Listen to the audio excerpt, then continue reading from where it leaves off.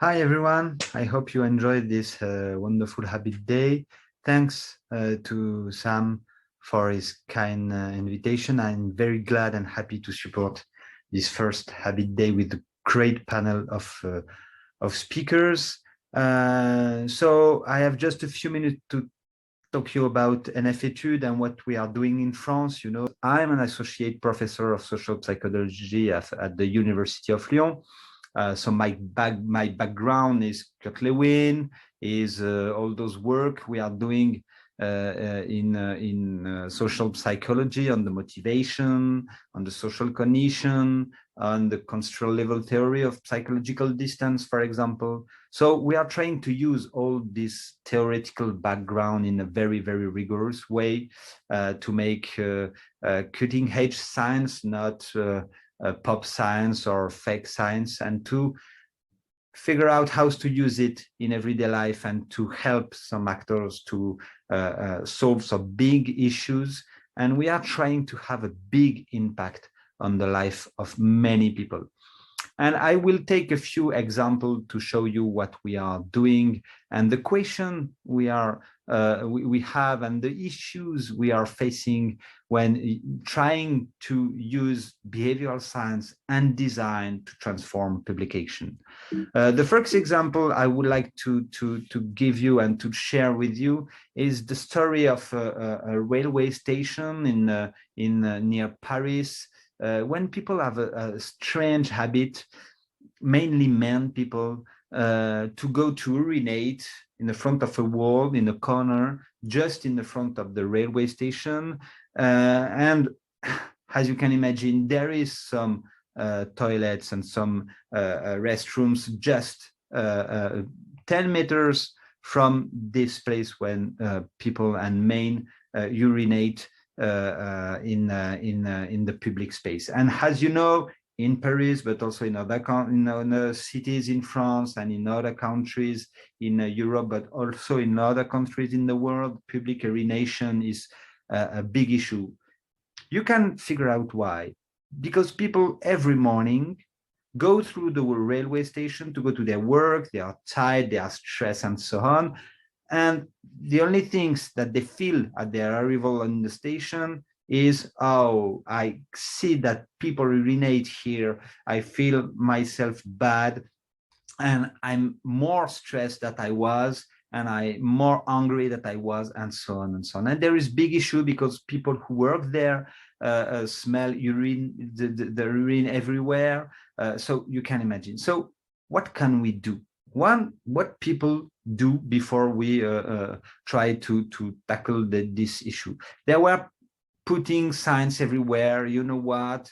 Public urination is not allowed, and be careful. You can be fined, and so on and so on. As you know, you guys and peoples who are participating in this habit day, is that information, threats, and so on are not sufficient to convince people to change the habit. They need the behavior to be attractive. They need to be the behavior to be pleasant. They need the behavior to be motivating. So how can we transform this place to make this urination less attractive and to give another identity to this place and to nudge people to make another use of this place? So we transformed the place by using all the factors we identified in a survey. You know, the fact that people think that there is no people everywhere. So we put faces of people just at the level of where people pee. We suggest that this place is actually used by some people and not random people, mainly, but children. And when you put the idea of the presence of the children to people, suddenly they feel that, okay, they have to think about their behavior. And we put all those factors into a design, a creative intervention in this railway station. And, you know, we are trying to test everything we are doing, to test it in a randomized trial. So what we've done is to create the first urination detector ever, by detecting the wet and detecting the temperature. So when you have some liquid that is hot, you know that it could be urination. So we measured before and after. And what we've seen is that public urination in this place and on the other place where we intervene like that decreased by 90%. And then we took the main dimension, the main ingredients of this intervention, and we put it in other station, and you know what, it works. It works, and in a very less costly manner, in a very simple manner. And now in many railway stations in Paris, you will find this kind of things. It's related to sports, so it's good for the European Games we will have in 2024 and so on. So it's a new day for people. It's new habits, because every morning they will find a good place to live in, a good place to pass through. For those who were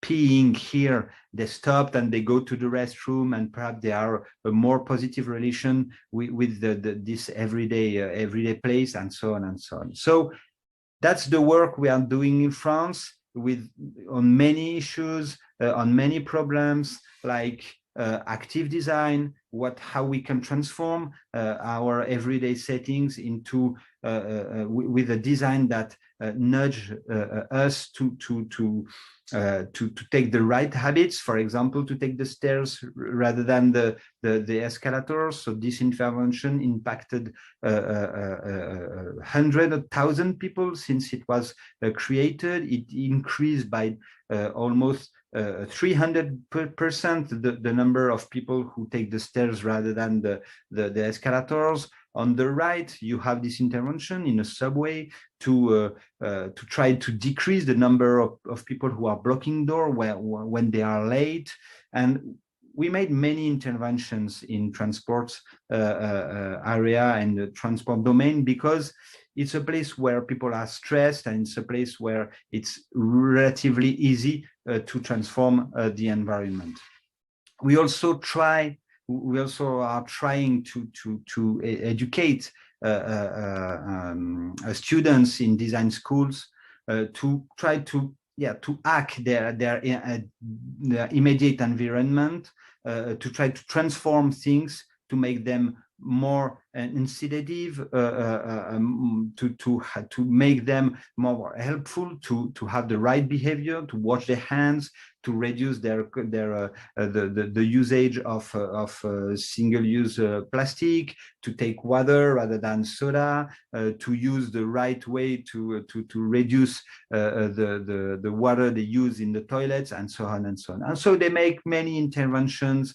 They became creative, but also creativity informed by behavioral science. And because I know you will discuss about digital design, we used this behavioral science to create new scenario for the application. For example, for people who are suffering from chronic health conditions.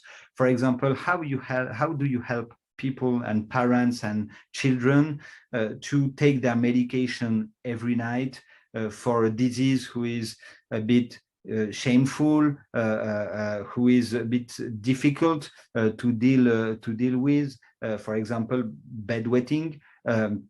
So how can we help people to be compliant with their treatment? In this case, we create a new scenario when people have to scan the box of their medicine, and once they scanned their box, they have a new cartoon or a new game or a new story each night, and then the pill is not a constraint. The pill became a game. The pill became a good thing that children are waiting for. And so the relation between parents and children is better, and the disease is well accepted, and so on and so on. So I know you have many wonderful solutions to present. I just wanted to share what we are trying to do in France, but it's not so simple. We really need you all, and we really need this kind of habit day and this kind of spreading the news that behavioral science and design can both help to solve some big issues. So I wish you a really, really great rest of the day, and I really thank Sam for this organization, and we are really proud to support this event. Thanks and bye.